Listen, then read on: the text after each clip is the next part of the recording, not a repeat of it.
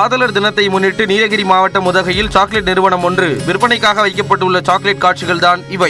உதகை டவுனில் இயங்கி வரும் சாக்லேட் நிறுவனம் ஒன்று காதலர் தினத்தை முன்னிட்டு 30 கிராமிலிருந்து 500 கிராம் வரை இதயம் உள்ளிட்ட பல்வேறு வடிவங்களில் சாக்லேட்டுகளை விற்பனைக்கு வைத்துள்ளது.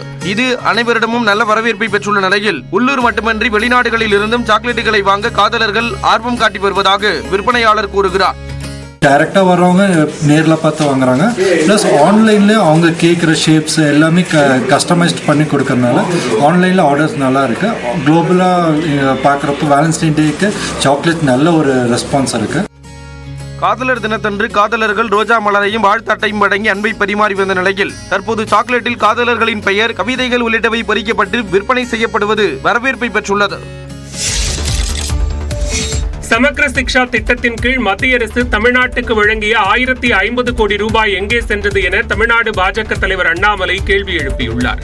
இது தொடர்பாக அவர் வெளியிட்டுள்ள அறிக்கையில், டெல்லி, தெலுங்கானா, ராஜஸ்தான் உள்ளிட்ட மாநிலங்களில் 6ஆம் வகுப்பில் இருந்தே தகவல் தொடர்பு தொழில்நுட்பம் தனி பாடமாக கற்கப்படுவதாகவும், தமிழ்நாட்டில் மட்டும் ஏன் இதனை அறிமுகப்படுத்தவில்லை என்றும் கேள்வி எழுப்பியுள்ளார்.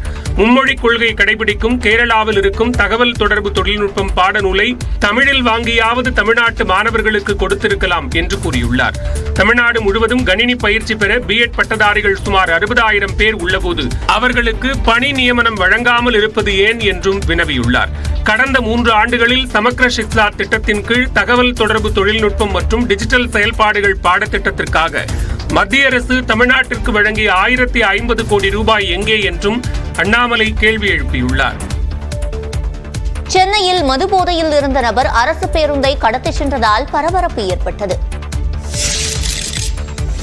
தன்னை திட்டிய அரசு பேருந்து ஓட்டுநரை பழிவாங்க சென்னை திருவான்மியூர் பணிமனையில் நின்ற பேருந்தை கடத்திச் சென்ற மதுபோதை ஆசாமியை போலீசார் கைது செய்தனர். சென்னை திருவான்மியூர் சாலையில் நின்ற லாரியை உரசிவிட்டு அரசு பேருந்து நிற்காமல் சென்றதை அடுத்து லாரி ஓட்டுநர் போலீசில் புகார் அளித்துள்ளார். ரோந்து பணியில் இருந்த போலீசார் சாலையோரம் நின்ற அரசு பேருந்தில் ஒருவர் தூங்கிக் கொண்டிருப்பதை கண்டு விசாரித்துள்ளனர். விசாரணையில் பிடிபட்ட நபர் பெசன்ட் நகரைச் சேர்ந்த ஆபிரகாம் என்பது தெரியவந்தது. கூடுவாஞ்சேரியில் வேலை பார்க்கும் ஆபிரகாம் பேருந்தில் வீடு திரும்பிய போது சில்லறை வழங்காதது குறித்து நடத்துனர் வாக்குவாதத்தில் ஈடுபட்டதாகவும், தன்னை திட்டிய நடத்துனரை பழிவாங்கவே பேருந்தை கடத்தி வந்ததாகவும் போலீசாரிடம் தெரிவித்துள்ளார். வரும் வழியில் லாரியை இடித்த ஆபிரகாம் தூக்கம் வரவே சாலையோரத்தில் பேருந்தை நிறுத்திவிட்டு உறங்கியதும் போலீஸ் விசாரணையில் தெரியவந்துள்ளது.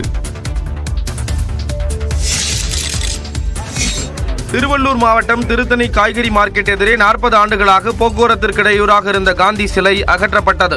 காய்கறி மார்க்கெட்டிற்கும் பூ மார்க்கெட்டிற்கும் இடையே சாலையின் நடுவில் காந்தி சிலை இருந்த நிலையில் அதை சுற்றி சிறு வியாபாரிகள் ஆக்கிரமிப்பு செய்ததாக கூறப்படுகிறது. இதனால் எந்நேரமும் கடும் போக்குவரத்து நெரிசலுடன் அப்பகுதி காணப்பட்டது. இதையடுத்து வருவாய் கோட்டாட்சியர் அலுவலகத்தில் நடைபெற்ற அனைத்து கட்சி கூட்டத்தில் சிலை அகற்ற சம்மதம் தெரிவிக்கப்பட்டது. அதைத் தொடர்ந்து திருத்தணி வட்டாட்சியர் தலைமையில் நெடுஞ்சாலைத்துறையினர் காந்தி சிலையை அகற்றினர். அகற்றப்பட்ட சிலை திருத்தணி வருவாய் கோட்டாட்சியர் அலுவலகத்தில் வைக்கப்பட்டுள்ளது. திருத்தணி அடுத்த அரக்கோணம் சாலையில் நடைபெறும் புதிய பேருந்து நிலையத்தின் கட்டுமான பணிகள் நிறைவடைந்ததும் அங்கு இச்சிலை நிறுவப்படும் என அதிகாரிகள் கூறியுள்ளனர்.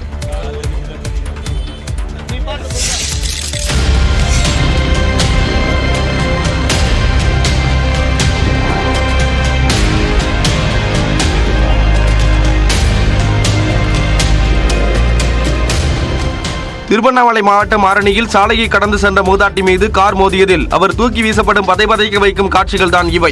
ஆரணி அருகே படவேடு ஊராட்சிக்குட்பட்ட ராமநாதபுரம் கிராமத்தைச் சேர்ந்த மூதாட்டி ராஜாமணி பேருந்து நிறுத்தம் அருகே சாலை ஓரம் காய்கறி வியாபாரம் செய்து வந்தார். நேற்று அவர் சக வியாபாரியிடம் சில்லறை வாங்குவதற்காக சாலையை கடக்க முயன்றுள்ளார். அப்போது ஆரணியிலிருந்து போலூர் நோக்கி சென்ற கார் மூதாட்டி ராஜாமணியின் மீது மோதியதில் அவர் தூக்கி வீசப்பட்டார்.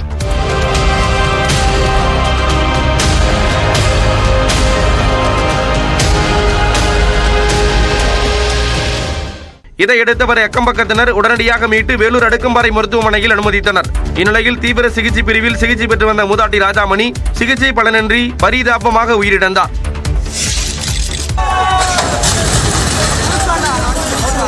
மதுரை மாட்டுத்தாவணியில் பொக்லைன் ஆபரேட்டர் பலியானதற்கு காரணமாக அமைந்த விபத்தின் பதைபதைக்கு வைக்கும் காட்சிகளே இவை. மாட்டுத்தாவணி பகுதியில் ஆம்னி பேருந்து நிலையத்தின் முன்பாக சாலையின் நடுவே அலங்கார நினைவு வளைவு இருந்தது.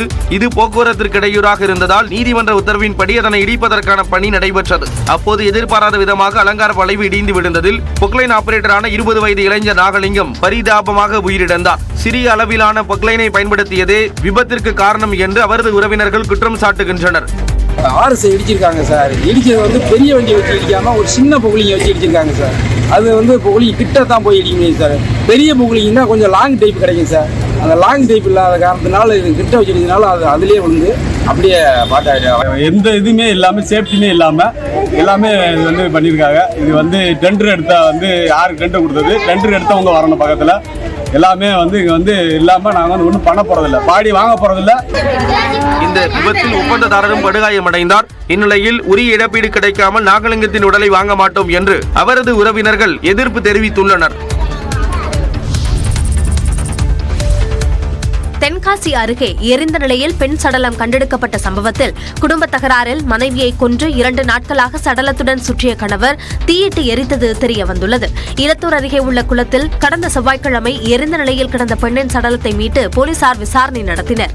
போலீசாரின் விசாரணையில் உயிரிழந்த பெண் சிவகாசியைச் சேர்ந்த கமலி என்பது தெரியவந்தது. கமலி மாற்று சமூகத்தைச் சேர்ந்த ஜான் கில்பர்ட் என்பவரை காதலித்து திருமணம் செய்து கொண்ட நிலையில் இருவருக்கும் மகள் உள்ளார். இந்நிலையில் கமலிக்கு வேறொரு ஆணுடன் பழக்கம் ஏற்பட்டதாகவும் அது ஜான் கில்பர்ட்டுக்கு தெரிந்த நிலையில் தம்பதியிடையே சண்டை ஏற்பட்டதாகவும் சொல்லப்படுகிறது. சண்டையில் இரும்பு கம்பியால் ஜான் கில்பர்ட் தாக்கியதில் கமலி உயிரிழந்ததாகவும் இறந்த மனைவியின் சடலத்துடன் 2 நாட்களாக நண்பரின் காரில் ஜான் கில்பர்ட் தென்காசி, குற்றாலம் உள்ளிட்ட பகுதிகளில் சுற்றித் திரிந்ததாக தெரிவிக்கப்பட்டுள்ளது. இறுதியில் தனது சகோதரரின் உதவியுடன் கமலியை தீயிட்டு ஜான் கில்பர்ட் எரித்தது விசாரணையில் தெரியவந்தது.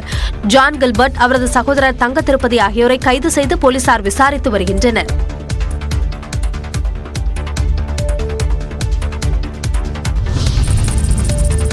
தமிழக வெற்றிக் கழகத்தின் ஆண்டு விழா மற்றும் பொதுக்குழு கூட்டத்தை ஒரே நாளில் நடத்த நிர்வாகிகளுக்கு அந்த கட்சியின் தலைவர் விஜய் உத்தரவிட்டுள்ளார்.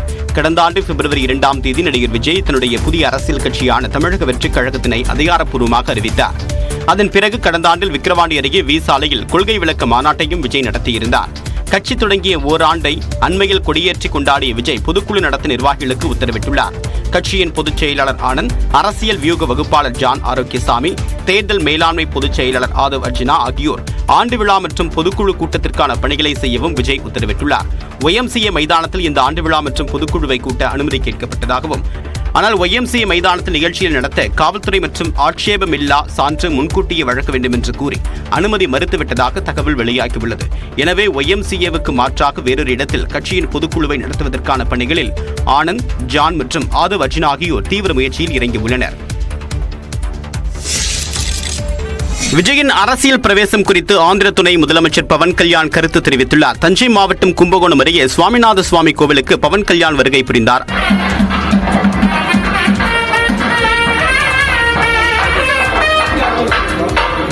அப்போது கோவில் நிர்வாகம் சார்பில் அவருக்கு வரவேற்பு அளிக்கப்பட்டதை அடுத்து கோவில் மண்டபத்தில் அமர்ந்து அவர் சுவாமி தரிசனம் செய்தார்.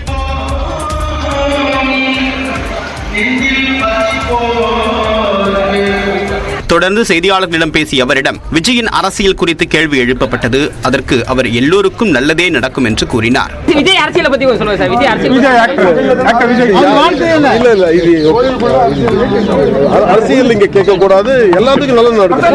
பவன் கல்யாணை காண 100க்கும் மேற்பட்டோர் கோவிலில் குவிந்தனர்.